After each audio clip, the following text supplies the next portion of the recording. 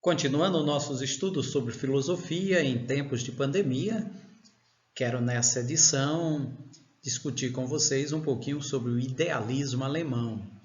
Falar de idealismo é voltar toda uma tradição, desde Platão, que buscava no alto, no sujeito, na alma, no mundo das ideias, depois passando por Agostinho, com o céu, com o divino, com o sagrado. Aí não podemos esquecer de toda a literatura barroca, que mostra toda a busca do céu, a busca do alto, passando pelo Renascimento e chegando ali a Descartes com as ideias inatas, com as ideias que já vêm com o sujeito, com o próprio Kant, quando fala ali das ideias a priori, e chegamos então a esse idealismo em Hegel. E quero nesse momento, além de falar de Hegel, falar do seu opositor, e por acaso foi seu discípulo, Karl Marx. É muito interessante que enquanto Hegel vai colocar um destaque nas ideias, daí o nome idealismo, no método dialético e na força que tem as ideias, o espírito na construção do real, nós vamos encontrar o materialismo de Karl Marx, esse materialismo histórico, que vai ali ser concretizado na luta de classes. Mas vamos com calma, conversemos um pouquinho sobre isso. Nós estamos no século XIX e temos aqui um desenvolvimento do capitalismo industrial e da expansão do liberalismo. E aqui é muito forte o contraste entre a riqueza e a pobreza.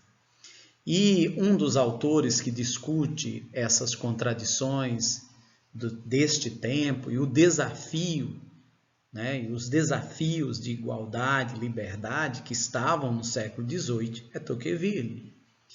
Mas, ao lado dessa análise, dessas contradições, nós vamos encontrar uma análise que, a princípio, pode até parecer alienada, distante, não concreta, que é do idealismo alemão, que teve como representante Fichte, Schelling e Hegel.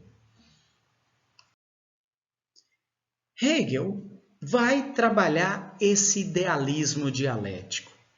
Para Hegel, o ser é dinâmico e está em processo. Diria até que é um processo cíclico. Desse modo, ele introduz a ideia de que a razão é histórica, porque a verdade é construída do tempo.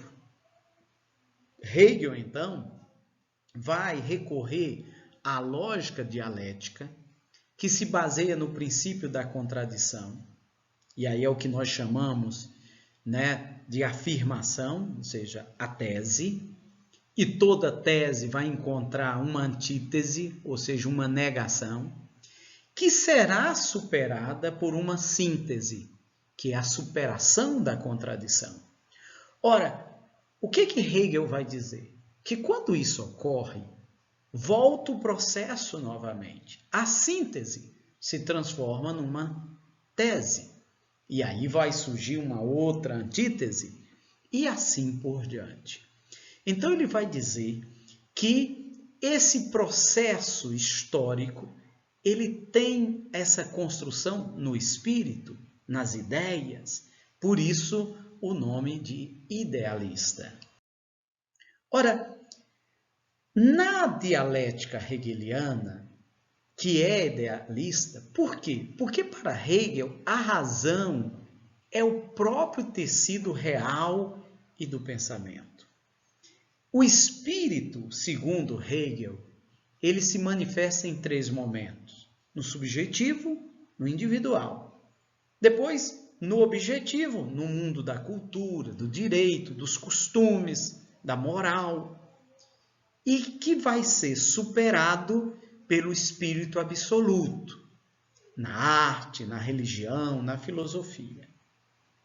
É como se Hegel dissesse para nós que todo o processo material que nós vemos, que nós assistimos, que nós presenciamos, tem um primeiro movimento interno, racional, espiritual.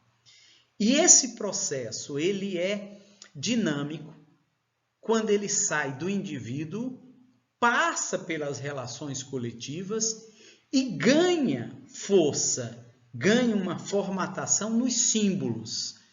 Ali seria a concretude desse espírito.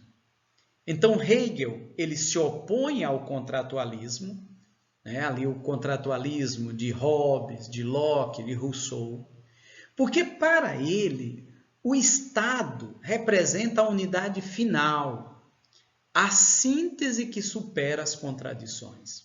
Hegel até vai ser muito criticado por isso, porque ele se nega a fazer uma crítica material, uma crítica política aos governantes. Ele diz que até mesmo aqueles que são injustos, corruptos, ditadores, eles serão superados. E eles são necessários enquanto esse processo dinâmico e espiritual da história. Então vejam, a família é a síntese dos interesses contraditórios dos seus membros em casa. A sociedade civil é a síntese das divergências entre as famílias. E, por fim, o Estado é a unidade no qual prevalece os interesses públicos. Então vejam que essa dinâmica bonita, esse dinamismo do idealismo de Hegel. Então vamos analisar aqui algumas questões de Hegel e também vou analisar com vocês a oposição a Hegel com uma questão de Karl Marx, o seu discípulo, mas que sai do ideal para o material. Então vejam, Hegel deixa como legado para a reflexão filosófica a identificação entre a razão e a história. Na perspectiva hegeliana, a razão humana vejam, a razão humana para Hegel, ela é relativa aos tempos e épocas singulares, nunca alcançando a totalidade? Não. Ela é contraditória, uma racionalidade supera sempre por completo outra racionalidade? Não. Ela é transcendente, já que foi criado pela providência divina? Não. Ela é condicionada social, econômica e politicamente? Não. Para Hegel, a razão humana ela é criadora da realidade objetiva, o que significa que o real é obra histórica da razão. Então, a letra D é a questão concreta, correta ali de Hegel. Agora, na oposição a Hegel, nós temos o materialismo histórico e dialético, que é um método científico criado por Karl Marx e por Engels para interpretar a história da humanidade. Ora, de acordo com esse método, nós podemos dizer que a consciência do homem, ou seja, o seu pensamento, corresponde em última instância às fases de desenvolvimento das forças produtivas. Karl Marx vai dizer que você tem a consciência, sim, mas a partir das relações sociais vividas. Olha como é o contrário de Hegel. Hegel, idealista, vai dizer que a razão, ela cria, ela determina, ela causa a história. E Karl Marx, como materialista, vai dizer o contrário. Nós somos levados por essas relações de força, por esses conflitos produtivos, por essas lutas de classe que vão determinando nossa consciência. Então, mais uma reflexão aí sobre filosofia em tempos de pandemia.